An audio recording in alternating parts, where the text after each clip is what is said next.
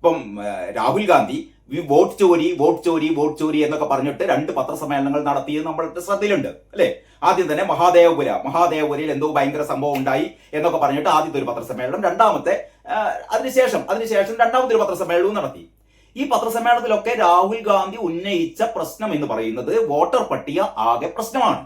അതാണല്ലോ, വോട്ടർ പട്ടികയിൽ അനർഹരുണ്ട്, വോട്ടർ പട്ടികയിൽ അധികം ആളുകളെ ചേർക്കുന്നു, അല്ലെങ്കിൽ എന്താ പറയാ യഥാർത്ഥത്തിലുള്ള ആൾക്കാരെ മുഴുവൻ വെട്ടുന്നു. അങ്ങനെ ഒരു കൃത്യമായ ഒരു ആരോപണമല്ല. കുറെ ആൾക്കാരെ ചേർക്കുന്നു, കുറെ ആൾക്കാരെ വെട്ടുന്നു.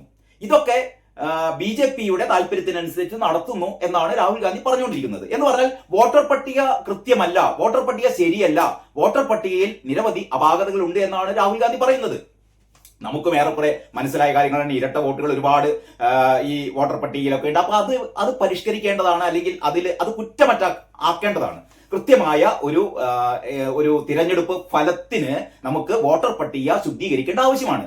ഇതിന്റെ ഒക്കെ നടപടികളുടെ ഭാഗമായിട്ടാണ് ഈ SIR, അതായത് വോട്ടർ പട്ടികയിൽ അതിതീവ്ര ഈ പരിഷ്കരണം നടത്തിക്കൊണ്ടിരിക്കുന്നത്. അത് ബീഹാറിലാണ് തുടങ്ങിയത്, നമുക്കറിയാം. അത് സംബന്ധിച്ച് സുപ്രീം കോടതിയിൽ കേസ്, അതിന്റെ ഒരു ഫൈനൽ ജഡ്ജ്മെന്റ് ഇതുവരെ വന്നിട്ടില്ല. പക്ഷെ സുപ്രീം കോടതി തടഞ്ഞിട്ടില്ല, നടക്കട്ടെ എന്നാണ് പറയുന്നത്. പക്ഷേ ഈ അനധികൃതമായി അല്ലെങ്കിൽ നിയമപ്രകാരമല്ലാതെ ആരെയും വോട്ടർ പട്ടികയിൽ നിന്ന് ഒഴിവാക്കാൻ പാടില്ല. ഒരു 12 രേഖകൾ കൈവശമുള്ള ആർക്കും ഇന്ത്യൻ സിറ്റിസൺ ആണ് എന്ന് തെളിയിക്കാൻ കഴിഞ്ഞിട്ടാണെങ്കിൽ വോട്ട് ചെയ്യാം. ഇത് എല്ലാ ആൾക്കാരെ സംബന്ധിച്ചിടത്തോളം ഇന്ത്യൻ പൗരനാണ് എന്നുള്ള, അല്ലെങ്കിൽ ആ രീതിയിലുള്ള, നമുക്ക് ഏറ്റവും അവസാനം ആധാർ കാർഡ് ഉൾപ്പെടെയുള്ള തിരിച്ചറിയൽ രേഖകൾ ഇതിനു വേണ്ടി സ്വീകരിക്കാം എന്നൊക്കെ പറഞ്ഞിട്ടുണ്ട്. ഇതിലിങ്ങനെ ആശങ്കപ്പെടേണ്ട കാര്യമില്ല, അല്ലെങ്കിൽ ആകുലപ്പെടേണ്ട കാര്യമില്ല. ഇവിടെയാണ് രാഷ്ട്രീയം എന്ന് പറയുന്നത്. ഞാൻ ഇന്നത്തെ ആദ്യത്തെ ഈ വീഡിയോയിൽ പറഞ്ഞ കാര്യത്തിൽ ഏറ്റവും പ്രധാനപ്പെട്ട കാര്യം എന്ന് പറയുന്നത് അതാണ്. ഇപ്പൊ നരേന്ദ്രമോദി അല്ലെങ്കിൽ കേന്ദ്ര സർക്കാർ ഒരു നിയമം കൊണ്ടുവരുമ്പോൾ അതിന്റെ ശരിതെറ്റുകളെ കുറിച്ച് ചിന്തിക്കാതെ, ശരിതെറ്റുകളെ കുറിച്ച് ചർച്ച ചെയ്യാതെ, അതിന്റെ പ്രസക്തിയെ കുറിച്ച് ചർച്ച ചെയ്യാതെ കൊണ്ടുവരുന്നത് BJP ആണ്, കൊണ്ടുവരുന്നത് RSS ആണ്, അല്ലെങ്കിൽ കൊണ്ടുവരുന്നത് നരേന്ദ്രമോദിയാണ്, അതുകൊണ്ട് ഞങ്ങൾ അതിനെ പിന്തുണയ്ക്കില്ല എന്ന് പറയുന്നത് മഹാപരിഹാസ്യമാണ്. ഇത് ജനങ്ങൾ മനസ്സിലാക്കുന്നുണ്ട്. ഈ SIRന്റെ ഏറ്റവും പരമമായ ഉദ്ദേശം എന്ന് പറഞ്ഞാൽ അതിൽ കയറി കൂടി അനർഹരായ ഒരുപാട് പേരുണ്ട്. ഈ അനർഹരെ ഒഴിവാക്കുക എന്നുള്ളതാണ്. രണ്ടാമത്തത്, അതിൽ ചേർക്കാൻ ഒരുപാട് പേരുണ്ട്. ഇതിനുള്ള പ്രൊവിഷൻസ് ആണ് അതിനുള്ളത്. ഇതിനെന്തിനാണ് ഇവരിങ്ങനെ മസിൽ പിടിക്കുന്നത്? എനിക്ക് മനസ്സിലാകുന്നില്ല. ഇന്നത്തെ ദേശാഭിമാനിയില് ഒരു വാർത്ത ഞാൻ കണ്ടേ. അതായത് 9-ാം പേജിലാണ്.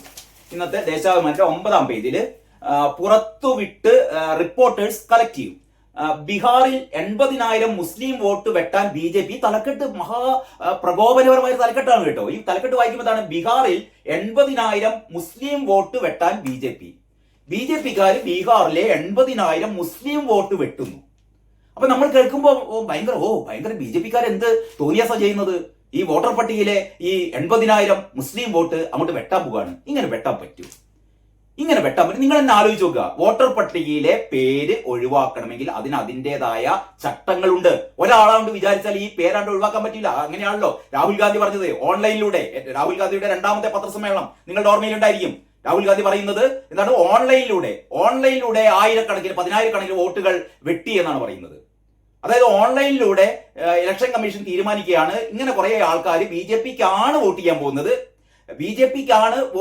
പോകുന്നത് എന്നുള്ള ആൾക്കാർക്ക് നിലനിർത്തും. ഇത് കോൺഗ്രസിനാണ് വോട്ട് ചെയ്യാൻ പോകുന്നത് എന്നുള്ള ആൾക്കാർക്ക് വെട്ടും. എങ്ങനെയാണ് ഇലക്ഷൻ കമ്മീഷൻ ഇവരുടെ മനസ്സ് ഈ ഓൺലൈനിലൂടെ നോക്കി കണ്ടെത്തിയിട്ടാണോ? അപ്പൊ ഈ രാഹുൽ ഗാന്ധിയുടെ ഈ ആരോപണങ്ങളിലേക്ക് ഞാൻ പോകുന്നില്ല. അത് ശുദ്ധ പൊട്ടത്തരമാണെന്ന് ഇവിടുത്തെ എല്ലാ മനുഷ്യർക്കും മനസ്സിലായി. ഈ രാഹുൽ ഗാന്ധിയെ കണ്ണടച്ച് പിന്താങ്ങുന്ന കുറെ എന്താ പറയാ കോൺഗ്രസ്സുകാർക്ക് അവരുടെ സ്ഥിതി ആലോചിച്ചിട്ട് എനിക്ക് കഷ്ടം തോന്നുകയാണ്. എന്റെ അടുത്ത സുഹൃത്തുക്കളായ ഒരുപാട് കോൺഗ്രസ്സുകാർ പറയുന്നുണ്ട് ഈ പൊട്ടനെ കൊണ്ട് നമുക്ക് മുന്നോട്ട് പോകാൻ പറ്റില്ല. കാരണം ഒരു ക്രെഡിബിലിറ്റി ഇല്ലാതെ ഇങ്ങനെ ആരോപണങ്ങൾ ഉന്നയിക്കുക. അതായത് രാഹുൽ ഗാന്ധിയുടെ ഈ വർത്തമാനമൊക്കെ പറയുന്നത് കേട്ടാൽ നമുക്ക് വളരെ കൃത്യമാണ്. രാഹുൽ ഗാന്ധിക്ക് ബോധ്യമായിട്ടുണ്ട്. അതായത് നേരാം വഴിക്ക് ഇലക്ഷനിലൂടെ എന്തായാലും കോൺഗ്രസിന് അടുത്ത കാലത്തൊന്നും എന്ന് പറഞ്ഞാൽ രാഹുൽ ഗാന്ധിയുടെ ആയുഷ്കാലത്തിനിടക്ക് രാഹുൽ ഗാന്ധിക്ക് പ്രധാനമന്ത്രിയാവാൻ പറ്റില്ല. കാരണം നമുക്കറിയാലോ ഈ കോൺഗ്രസിന് ഇനി ഒരു തിരിച്ചുവരവ് സാധ്യമേ അല്ല. ആ രീതിയാണ് കോൺഗ്രസിന്റെ ഒരു അവസ്ഥ കിടക്കുന്നത്.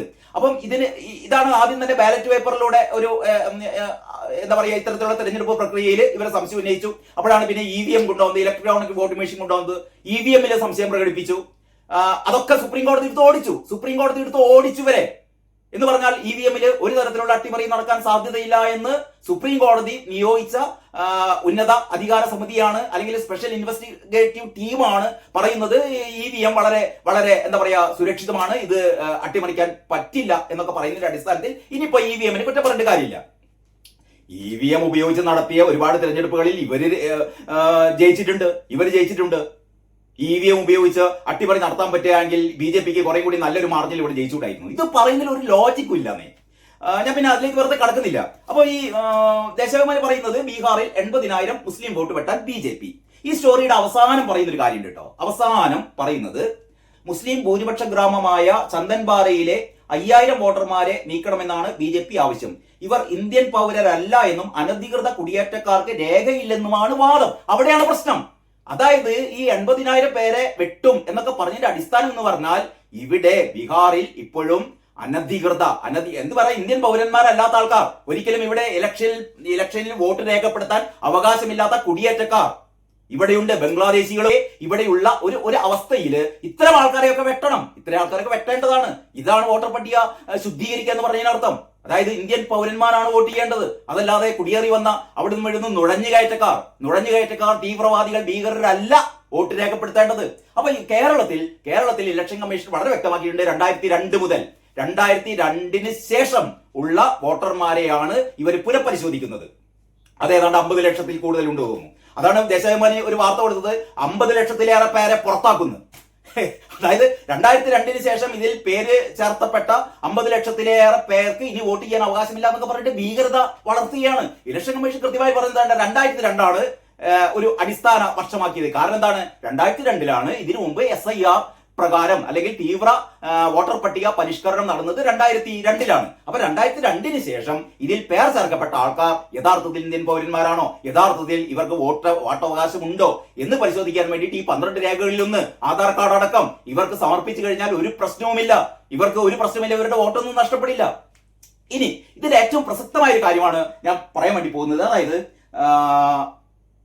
കോൺഗ്രസ്സുകാരാണല്ലോ വോട്ട് ചോരി എന്ന് പറഞ്ഞുകൊണ്ട് വന്നത്. അപ്പൊ അവരെ സംബന്ധിച്ചിടത്തോളം ബീഹാറിൽ രാഹുൽ ഗാന്ധി നടത്തിക്കൊണ്ടിരിക്കുന്ന ഈ മറ്റേ യാത്ര, വോട്ട് ചോരി യാത്ര, അത് കഴിഞ്ഞിട്ട് ഇയാള് മഹാദേവപുരയെ കുറിച്ച് പറഞ്ഞ കാര്യങ്ങൾ, ഇതൊക്കെ രാഹുൽ ഗാന്ധി പറയുമ്പോൾ പാവം ഇവിടുത്തെ കോൺഗ്രസ്സുകാർക്ക് VD സതീശനും മറ്റേ നമ്മുടെ KPCC പ്രസിഡന്റ് സണ്ണി ജോസഫിനൊക്കെ തലകുലുക്കാതെ മാർഗമില്ല. പാവങ്ങൾ അവര് സ്വാഭാവികമായും നമ്മുടെ നിയമസഭയില് SIR-ന് എതിരെ മുഖ്യമന്ത്രി പിണറായി വിജയൻ ഇങ്ങനെ ഒരു പ്രമേയം അവതരിപ്പിക്കുമ്പോൾ എന്തായാലും VD സതീശനും സണ്ണി ജോസഫിനും അല്ലെങ്കിൽ UDF-കാർക്ക് അതല്ലെങ്കിൽ കോൺഗ്രസ്സുകാർക്ക് മാറി നിൽക്കാൻ പറ്റില്ല. കാരണം ഇവരുടെ മൂത്താപ്പ അവിടെ ഇതിനു വേണ്ടിയിട്ട് മുന്നിൽ നിൽക്കുന്ന ആളാണല്ലോ രാഹുൽ ഗാന്ധി ഇതിനു വേണ്ടി മുന്നിൽ നിൽക്കുന്ന ആളായതുകൊണ്ട് ഇവർക്ക് മാറി നിൽക്കാൻ പറ്റില്ല. അതുകൊണ്ടാണ് ഇവര് ഈ യോജിച്ച് ഒരു പ്രക്ഷോഭം നടത്തി. പക്ഷെ ഇവര് മനസ്സിലാക്കാത്തൊരു കാര്യം, അല്ലെങ്കിൽ ഇവരുടെയൊക്കെ പൊട്ടത്തെന്ന് പറയുന്നത്, ഇത് മാതൃഭൂമി ഓൺലൈനിൽ 11 ആഗസ്റ്റ് 2025 കഴിഞ്ഞതിന്റെ അപ്പുറത്തെ മാസം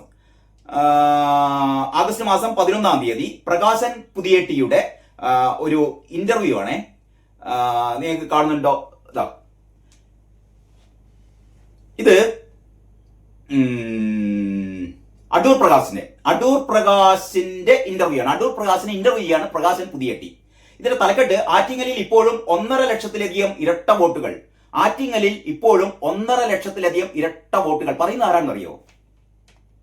അടൂർ പ്രകാശാണ് കേരളത്തിൽ വോട്ടർ പട്ടികയിൽ അപാകതകൾ ഉണ്ട് എന്ന് എനിക്ക് തോന്നുന്നു. ഇത്രയും എന്ന് പറഞ്ഞാൽ 1.5 ലക്ഷത്തിലേറെ അനധികൃത വോട്ടർമാർ ഈ വോട്ടർ പട്ടികയിൽ ഉണ്ട് എന്ന് പറയുന്ന ആരാണെന്നറിയോ? കോൺഗ്രസിന്റെ നേതാവാണ്, അടൂർ പ്രകാശാണ്. നേരത്തെ സുരേന്ദ്രനൊക്കെ പറഞ്ഞിരുന്നു, സുരേന്ദ്രൻ തെരഞ്ഞെടുപ്പിൽ നേരിയ വോട്ടുകൾക്ക് തോറ്റപ്പോൾ ഇതില് ഈ വോട്ടർ പട്ടികയിൽ ക്രമക്കേടുകൾ ഉണ്ട് എന്നൊക്കെ പറഞ്ഞിരുന്നു. പക്ഷേ അതൊരു നമ്മുടെ അടൂർ പ്രകാശ് പറഞ്ഞ അത്രയും വ്യാപകമായ ഒരു അപാകത വോട്ടർ പട്ടികയിൽ ഉണ്ട് എന്ന് സുരേന്ദ്രൻ പോലും പറഞ്ഞിട്ടില്ല കേട്ടോ. പക്ഷെ പറഞ്ഞത് ആരാണ്? അടൂർ പ്രകാശാണ്. അടൂർ പ്രകാശ് ഈ കഴിഞ്ഞ മാസം ആഗസ്റ്റ് മാസം 11-ാം തീയതി നൽകിയ ഇന്റർവ്യൂവിൽ പറയുന്ന കാര്യങ്ങൾ, ആ വാർത്ത എങ്ങനെയാണ്? കർണാടകയിലെ മഹാദേവപുര നിയമസഭാ മണ്ഡലത്തിൽ 1 ലക്ഷത്തിലധികം വ്യാജ വോട്ടുകൾ എന്ന പ്രതിപക്ഷ നേതാവ് രാഹുൽ ഗാന്ധിയുടെ വെളിപ്പെടുത്തലിന് ശക്തി പകർന്ന് ആറ്റിങ്ങൽ MP അടൂർ പ്രകാശ് 6 വർഷം മുമ്പ് ഉന്നയിച്ചു തുടങ്ങിയതും. അപ്പൊ അടൂർ പ്രകാശ് 6 വർഷം മുമ്പേ ഉന്നയിച്ചു തുടങ്ങിയതാണ്. അതാണ് രാഹുൽ ഗാന്ധി ഈ കഴിഞ്ഞതിന്റെ മുമ്പത്തെ മാസം ഈ മഹാദേവപുര ഒരു എന്താ പറയാ അത് ഫോക്കസ് ചെയ്തുകൊണ്ട് ഇങ്ങനെ ഒരു ആരോപണം ഉയർത്തുന്നത്.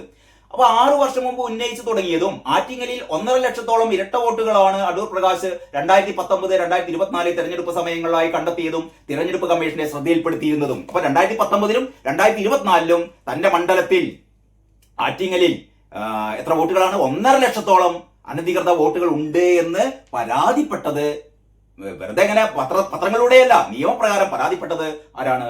അടൂർ പ്രകാശാണ്. 2019-ൽ 38,000 വോട്ടിനും ഈ 2019-ൽ 38,000 വോട്ടിനാണ് 2019-ൽ അടൂർ പ്രകാശ് തെരഞ്ഞെടുക്കപ്പെടുന്നത്.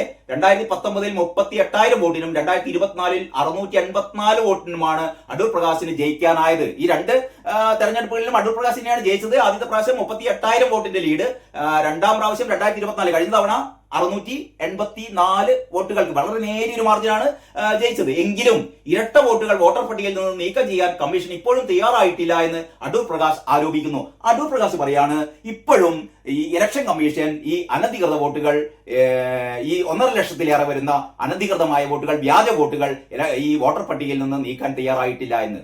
എന്റെ അടൂർ പ്രകാശേ, അതാണ് സംഭവിക്കാൻ പോകുന്നത്. അതിനാണ് ഇലക്ഷൻ കമ്മീഷൻ ഇത്തരത്തിലുള്ളൊരു തീവ്ര പരിശോധന നടത്താൻ SIR നടത്താൻ വേണ്ടി പോകുന്നത്. അതിന് നിങ്ങളുടെ പാർട്ടിക്കാരെ തന്നെയാണ് ഇപ്പൊ പാരവെച്ചിരിക്കുന്നത്. ഒന്ന് ആലോചിച്ച് നോക്കണേ. അതായത് അടൂർ പ്രകാശാണ് ഏറ്റവും കൃത്യമായി, ഏറ്റവും വ്യക്തമായി ഈ കേരളത്തിൽ ഇത് ഉന്നയിച്ചത്. വോട്ടർ പട്ടിക ശരിയല്ല, വോട്ടർ പട്ടികയിൽ അനധികൃതമായ ആളുകളുണ്ട്, അവരെ നീക്കം ചെയ്യണമെന്ന് പറയുന്ന ആള് കോൺഗ്രസിന്റെ നേതാവായ, കോൺഗ്രസിലെ ഏറ്റവും കരുത്തനായ അടൂർ പ്രകാശാണ്. അടൂർ പ്രകാശിന് ഇതിനു വേണ്ടിയിട്ട് കഴിഞ്ഞ 10 വർഷമായി, കഴിഞ്ഞ 10 വർഷമല്ല 6 വർഷമായി നിയമ പോരാട്ടത്തിലാണ്. അപ്പോഴാണ് ഈ SIR നടത്തരുത്, SIR വേണ്ട, വോട്ടർ പട്ടിക പരിഷ്കരിക്കണ്ട എന്നും പറഞ്ഞ് സതീശനും കൂട്ടരും മുറവിളി കൂട്ടുന്നത്. ഒന്ന് നോക്കിയാട്ട് ഇതിന്റെ ഒരു നിങ്ങൾക്ക് മനസ്സിലാകുന്നുണ്ടോ? ഇതിന്റെ ഒരു ലോജിക്ക് നിങ്ങൾക്ക് മനസ്സിലാകുന്നുണ്ടോ? അതായത് കോൺഗ്രസ്സുകാരെ സംബന്ധിച്ചിടത്തോളം എന്താണ് ഇനി ചെയ്യേണ്ടത് എന്നറിയാത്ത ഒരു പരിഭ്രാന്തമായ അവസ്ഥയിലാണ് കേട്ടോ കോൺഗ്രസിന്റെ കാര്യം. ഞാൻ അതിലേക്ക് വരാം. അത് വളരെ വിശദമായി ചർച്ച ചെയ്യേണ്ട ഒരു കാര്യമാണ്. എന്താണ് ഇപ്പം നമുക്കറിയാം, രാജ്യത്ത് കോൺഗ്രസിന്റെ സ്ഥിതി എന്ന് പറയുന്നത് അതീവ പരിതാപകരമാണ്. രാജ്യത്ത് അടുത്ത കാലത്തൊന്നും കോൺഗ്രസിന് തിരിച്ചു വരാവുന്ന ഒരു അവസ്ഥ അല്ല എന്നുള്ളത് ഒരു രാഷ്ട്രീയത്തിന്റെ ബാലപാഠം അറിയാവുന്ന എല്ലാവർക്കും അറിയാവുന്ന കാര്യമാണ്. അവരുടെ ഏക പ്രതീക്ഷ എന്ന് പറയുന്നത് കേരളമാണ്. അപ്പൊ എല്ലാവരും കാത്തിരിക്കുന്നത് അടുത്ത തെരഞ്ഞെടുപ്പിൽ UDF അധികാരത്തിൽ വരും, കോൺഗ്രസ് അധികാരത്തിൽ വരും എന്നാണല്ലോ കഴിഞ്ഞ കുറച്ച് മാസങ്ങളായി ഈ രാഷ്ട്രീയ കേരളം ചർച്ച ചെയ്തുകൊണ്ടിരിക്കുന്ന കാര്യം. അതാണ് ഇപ്പൊ 8 നിലയിൽ പൊട്ടിയത്.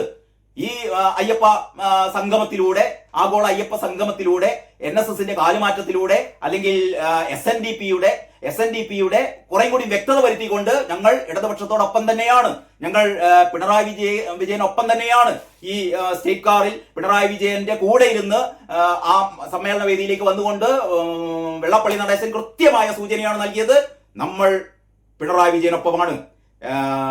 സുകുമാരൻ നായരും വളരെ കൃത്യമായ സൂചനയാണ് നൽകിയത്, നമ്മൾ സമദൂരൊക്കെ ഉണ്ട്, ഒക്കെ ശരി തന്നെ. അതിനിടയ്ക്ക് ഇപ്പം PJ കുര്യൻ ഇന്ന് സുകുമാരൻ നായരെ സന്ദർശിച്ചിട്ടുണ്ട് കേട്ടോ. സുകുമാരൻ നായർ കഴിഞ്ഞ ദിവസം പറഞ്ഞിരുന്നു എന്നപ്പം കാണാനിപ്പോ ആർക്ക് വേണമെങ്കിലും വരാം, ആരും കാണാൻ വരണ്ട എന്നൊന്നും പറയുന്നില്ല, ആർക്കും കാണാൻ വരാം, പക്ഷെ ഇക്കാര്യത്തെ കുറിച്ച് അദ്ദേഹം വരണ്ടെന്നാണ് പറഞ്ഞത്. പക്ഷെ PJ കുര്യൻ അതിനുശേഷം ഏഷ്യാനെറ്റ് ന്യൂസിനോടൊക്കെ പറഞ്ഞത് എന്താന്ന് വെച്ചാൽ സുകുമാരൻ നായരായിട്ട് സംസാരിച്ചു. സുകുമാരൻ നായർ ഇപ്പോഴും സമദൂരത്തിൽ ഉറച്ചു നിൽക്കുന്നു, രാഷ്ട്രീയ തീരുമാനമൊന്നും എടുത്തിട്ടില്ല. അതായത് പിണറായി വിജയനോട് ഒരു എന്താ പറയാ ഐക്യദാർഢ്യം പ്രകടിപ്പിച്ചത് ഈ വിശ്വാസ കാര്യത്തിൽ, ശബരിമല വിശ്വാസ കാര്യത്തിൽ ഇപ്പം പിണറായി വിജയന്റെ സ്റ്റാൻഡ് ശരിയാണ്. അക്കാര്യത്തിൽ ഒരു ഐക്യദാർഢ്യം മാത്രമേ പ്രഖ്യാപിച്ചിട്ടുള്ളൂ, അല്ലാതെ വോട്ട് മുഴുവനും പിണറായി കൊടുക്കാമെന്ന് പറഞ്ഞിട്ടില്ല എന്നൊക്കെയാണ് PJ കുര്യൻ പറയുന്നത്. അതിൽ എത്രമാത്രം ഇവ കണ്ടോ, സംസാരിച്ചോ, എന്താണ് സംസാരിച്ചതെന്നും നമുക്കറിയില്ല. ഏതായാലും PJ കുര്യൻ അങ്ങനെ ഒരു കാര്യം പറഞ്ഞിട്ടുണ്ട്. ഞാൻ അത് സംബന്ധിച്ച് വേറൊരു വീഡിയോ ചെയ്യുന്നുണ്ട്, അതിൽ വിശദമായ കാര്യങ്ങൾ പറയാം. അപ്പൊ ഞാൻ ഇത് പറഞ്ഞുകൊണ്ട് വരുന്നത്, കോൺഗ്രസിനെ സംബന്ധിച്ചിടത്തോളം കേരളത്തിൽ ഇനി പ്രതീക്ഷയില്ല. ഇനി ആർക്കെങ്കിലും പ്രതീക്ഷയുണ്ടോ? നിങ്ങളൊന്ന് ആലോചിച്ച് നോക്കിയാട്ടെ. കേരളത്തിൽ 2026 നടക്കാൻ പോകുന്ന നിയമസഭാ തെരഞ്ഞെടുപ്പിൽ കോൺഗ്രസിന് എന്ത് പ്രതീക്ഷയാണുള്ളത്? കാരണം കോൺഗ്രസിന്റെ വോട്ടുകൾ എന്ന് പറയുന്നത്, ഏറ്റവും പ്രധാനപ്പെട്ട കോൺഗ്രസിന്റെ വോട്ടുകൾ എന്ന് പറയുന്നത് നായർ വോട്ടുകളാണ്. ഈ ക്രിസ്ത്യൻ വോട്ടുകളും മുസ്ലിം വോട്ടുകളും കഴിഞ്ഞാൽ, അല്ലെങ്കിൽ അതിനെ അത്രത്തോളം തന്നെ പ്രാധാന്യമുള്ളതാണ് നായർ വോട്ടുകൾ. കാലങ്ങളായി അവരുടെ ഒരു എന്താ പറയാ ഒരു ബാങ്ക് ഡെപ്പോസിറ്റ് പോലെ അവർ ഉപയോഗിച്ചു പോകുന്നതാണ് ഈ നായർ വോട്ടുകൾ. ഇതാണ് LDF-ലേക്ക് പോകാൻ വേണ്ടി പോകുന്നത്. ഇനി എത്രമാത്രം പോകും എന്നുള്ളത് വേറൊരു കാര്യം. എത്രമാത്രം ഈ സുകുമാരൻ നായർ പറഞ്ഞാലും എത്രമാത്രം പോകും. ഇപ്പതാ പുതിയ ഈ കരയോഗങ്ങളൊക്കെ ഇപ്പം പുറത്തുവരെ പ്രതിഷേധ പ്രകടനങ്ങളൊക്കെ ആരംഭിച്ചിട്ടുണ്ടെന്നാണ് ഏറ്റവും പുതിയ റിപ്പോർട്ടുകൾ സൂചിപ്പിക്കുന്നത്. കട്ടപ്പ നായർക്ക് പിന്തുണയില്ല, അല്ലെങ്കിൽ കട്ടപ്പ നായർ സമുദായ ദ്രോഹി എന്നൊക്കെ പറഞ്ഞുകൊണ്ട് ഇവിടെ പുറത്തേക്ക് ഇറങ്ങിയിരിക്കുന്നു അഭിമാനികളായ നായന്മാർ. അതവിടെ നിൽക്കട്ടെ. അപ്പൊ ഞാൻ പറഞ്ഞുകൊണ്ട് വരുന്നത്, കോൺഗ്രസിനെ സംബന്ധിച്ചിടത്തോളം അവരുടെ പ്രതീക്ഷ നഷ്ടപ്പെട്ടിരിക്കുകയാണ് എന്ന് പറഞ്ഞാൽ അവർ പുറത്ത് പറയുന്നില്ല എന്ന് മാത്രമേ ഉള്ളൂ. ആകെ അങ്കലപ്പിലാണ്. അവർക്ക് കൃത്യമായിട്ട് അറിയാം. കാരണം വരാൻ പോകുന്ന തെരഞ്ഞെടുപ്പിൽ ഒരു രക്ഷയുമില്ല. ഈഴവ വോട്ടുകൾ കിട്ടാൻ പോകുന്നില്ല, നായർ വോട്ടുകൾ കിട്ടാൻ പോകുന്നില്ല. ഇനി മുസ്ലിം വോട്ടുകളാണ് ആകെയുള്ളത്. അവിടെയാണ് ഏറ്റവും പ്രധാനപ്പെട്ട ഒരു കാര്യം. ഇതാ ഈ വരുന്ന ഒക്ടോബർ 2-ാം തീയതി കോഴിക്കോട്ട് CPM ഒരു മഹാസമ്മേളനം നടത്തുന്നു. CPM അല്ല, LDF ഒരു മഹാസമ്മേളനം നടത്തുന്നു. ഐക്യദാർഢ്യ സമ്മേളനം, പലസ്തീൻ ഐക്യദാർഢ്യ സമ്മേളനം. നമുക്കറിയാലോ 2023 ഇസ്രായേലിൽ കടന്നു ചെന്നിട്ട് ഹമാസ് ഭീകരന്മാർ ഇസ്രായേലില് 1400-ഓളം സാധാരണക്കാരായ പൗരന്മാരെ അവര് അരുങ്കൊല ചെയ്തതിന്റെ ഞെട്ടലിൽ ലോകമാകെ വിറങ്ങലിച്ചു നിൽക്കുമ്പോൾ സ്വാഭാവികമായും ഇസ്രായേൽ തിരിച്ചടിച്ചു. ഗാസയിൽ അതിഘോരമായ യുദ്ധം നടന്നു. അപ്പോഴാണ് പലസ്തീനു വേണ്ടി മുറവിളി. ഇസ്രായേലിലെ കുട്ടികളെ കൊല്ലാം, ഇസ്രായേലിലെ യുവതികളെ ബലാത്സംഗം ചെയ്യാം, ഇസ്രായേലിലെ യുവാക്കളെ വെടിവെച്ചു കൊല്ലാം. അതിലൊന്നും ആർക്കും നോവില്ല. കാരണം അതൊന്നും മുസ്ലിങ്ങളല്ല, വോട്ട് കിട്ടാൻ പോകുന്നില്ല. മുസ്ലിങ്ങൾ എവിടെയാണുള്ളത്? ഗാസയിലാണുള്ളത്. ഗാസയെ തൊടാൻ പാടില്ല. ഗാസയിൽ തൊട്ട് കഴിഞ്ഞാൽ നമുക്ക് നോവുന്നല്ല, നമുക്ക് ഇവിടെയുള്ള മുസ്ലിം വിഭാഗത്തിന്റെ വോട്ടുകൾ നമുക്ക് കിട്ടണം. അതുകൊണ്ട് നമ്മൾ ആർക്കൊപ്പം നിൽക്കണം, അതുകൊണ്ട് നമ്മൾ ഗാസക്കൊപ്പം നിൽക്കണം എന്ന് പറഞ്ഞാൽ പലസ്തീനൊപ്പമല്ല. മനസ്സിലാക്കണം, പലസ്തീൻ എന്ന് പറയുന്നത് ഹമാസാണ്. ഹമാസ് ഭീകരന്മാർ തന്നെയാണ്. അതല്ലാതെ പലസ്തീനിലെ പ്രസിഡന്റ് പോലും നേരത്തെ ഹമാസുകാരോട് പറഞ്ഞിട്ടുണ്ട്, ആ ബന്ദികളെ കൊണ്ട് വിട്ടുകൊടുത്തേക്ക്. 56ഓളം ബന്ദികളാണ് ഇപ്പോഴുള്ളത്. കുറെ ആൾക്കാർ മരിച്ചുപോയി, പാവം. കുറെ ആൾക്കാരെ ബലാത്സംഗം ചെയ്തു കൊന്നു. ഇനി അവശേഷിക്കുന്നത് 50-55 ബന്ദികളാണ്. ഈ 55 ബന്ദികളെ ഇസ്രായേലിന് വിട്ടുകൊടുത്തു കഴിഞ്ഞാൽ തീർന്നു. പിന്നെ യുദ്ധമില്ല. അത് കൊടുക്കില്ല. ആ രീതിയിലുള്ള പിടിവാശിയിലാണ് ഹമാസ്. അതുകൊണ്ടാണ് ഹമാസിനെ തീർത്തേ അടങ്ങൂ എന്ന് നെതന്യാഹു, ലോകം മുഴുവൻ നെതന്യാഹുവിനെതിരെ വിരൽ ചൂണ്ടുമ്പോഴും നെതന്യാഹു വളരെ കൃത്യമായി ഹമാസിനെ തുടച്ചു നീക്കിയിട്ട് ഈ യുദ്ധം തീരൂ എന്ന് നെതന്യാഹു പ്രഖ്യാപിക്കുന്നു. ആരായാലും പ്രഖ്യാപിക്കും, ഇന്ത്യ ആയാലും പ്രഖ്യാപിക്കും. കാരണം സ്വന്തം രാജ്യത്ത് ഒരു കുറ്റവും ചെയ്യാത്ത, ഇത് സൈനിക ക്യാമ്പുകളെയോ ഭീകര ക്യാമ്പുകളെയോ ഒന്നും അല്ല ആക്രമിക്കുന്നത്. പാവങ്ങളെ, സാധാരണക്കാരെ ജനങ്ങളെ, പിഞ്ചു കുട്ടികളെ നിങ്ങൾ ആലോചിക്കണം. പിഞ്ചു കുട്ടികളെ ഒരു ഗാനമേള കാണാൻ വേണ്ടി വന്ന ജനക്കൂട്ടത്തിന് നേരെയാണ് ഈ പറയുന്ന ഹമാസുകാര് അരിങ്കൊല നടത്തിയത് കേട്ടോ. 1400, ഒന്നും രണ്ടുമല്ല. ഇപ്പം പറയുന്നുണ്ടല്ലോ 60,000 പേരെ കൊന്നു. ഗാസയിൽ ഇതുവരെ 60,000 പേരെയാണ് ഇസ്രായേൽ സേന കൊന്നൊടുക്കിയെന്ന് പറയുന്നുണ്ടല്ലോ. 1400 പേരെ ഒരൊറ്റ രാത്രി കൊണ്ട് വെടിവെച്ചും ബയണറ്റ് കൊണ്ട് കുത്തിയും കഴുത്തറുത്തും കൊല്ലവിളി നടത്തിയ ഹമാസ് ഭീകരന്മാർ എത്രമാത്രം പൈശാചികമായാണ് അവർ ഇസ്രായേലിലെ സാധാരണക്കാരായ ജനങ്ങളെ കശാപ്പ് നടത്തിയതെന്ന് നമ്മൾ കണ്ടതാണ്. ഞാൻ പറഞ്ഞുകൊണ്ട് വരുന്നത്, അതൊന്നും അവർക്ക് പ്രശ്നമില്ല. പക്ഷെ അവർക്ക് ഗാസയാണ് പ്രശ്നം, ഹമാസാണ് പ്രശ്നം. കാരണം വോട്ടാണ് പ്രശ്നം. അപ്പൊ 2023 ഈ ഒരു സംഭവം നടന്നതിന് ശേഷം, അല്ലെങ്കിൽ നെതന്യാഹു തിരിച്ചടിച്ചതോടെ ഈ പലസ്തീന് വേണ്ടിയിട്ട് ഐക്യദാർഢ്യ സംഗമം നടത്തിയ ആൾക്കാരാണ് LDF-കാർ ഇവിടെ ഐക്യദാർഢ്യ സംഗമങ്ങൾ നടത്തി. അപ്പോഴാണല്ലോ മുസ്ലിം പ്രീണനം എന്നൊക്കെ പറയുന്നത്. ഇപ്പൊ നമുക്ക് ആർക്കും പ്രശ്നമൊന്നുമില്ല. ഇപ്പൊ ഹിന്ദു വോട്ടുകളൊക്കെ ഞാൻ നേരത്തെ ഒരു വീഡിയോയിൽ പറഞ്ഞ പോലെ വെള്ളാപ്പള്ളി ഇടത്തെ പോക്കറ്റിലും വലത്തെ പോക്കറ്റിലും സുകുമാരൻ നായരും ഉണ്ട്. ഈ പറയുന്ന ഹൈന്ദവ വിശ്വാസികളുടെ ഒക്കെ വോട്ട് ഞങ്ങൾക്ക് കിട്ടുമെന്ന് ഇവർ വിശ്വസിക്കുന്നു.